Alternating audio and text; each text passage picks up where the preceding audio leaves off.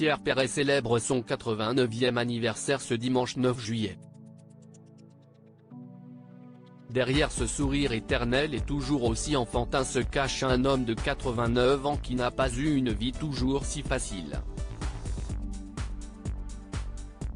En 1962, le chanteur a épousé Simone Mazal-Tarim, qu'il renomme plus tard Rebecca, et le couple a vécu un terrible drame, en 1995.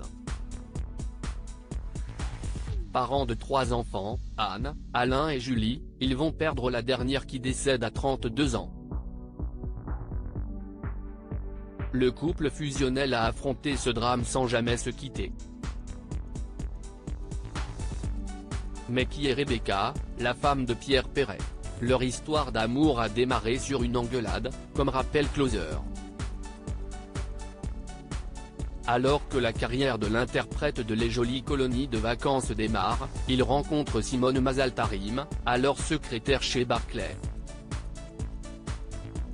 Tout a commencé par une engueulade à propos d'un remboursement de billets d'avion. Ensuite, je l'ai invitée à l'un de mes tours de chant, à la Colombe, et elle est tombée sous le charme, avait confié l'artiste à Paris Match. C'est Pierre Perret qui décidera de la rebaptiser Rebecca.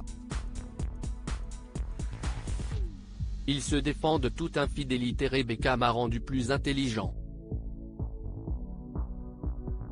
Elle est la première à entendre mes chansons. Son avis m'importait, elle a souvent raison, avait fait savoir le chanteur dans la même interview. Elle a toujours été d'un précieux soutien pour lui. Et si estime même elle qui aurait choisi le nom de son album de 2017, Mes femmes.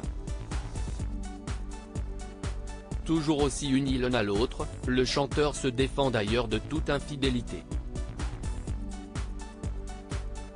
Une femme qui trompe son mari, elle fout le camp. Les mecs, eux, vont monter des usines à gaz, vont s'organiser pour ne faire de peine à personne. Moi je ne suis pas dans ça, assurait-il à Gala.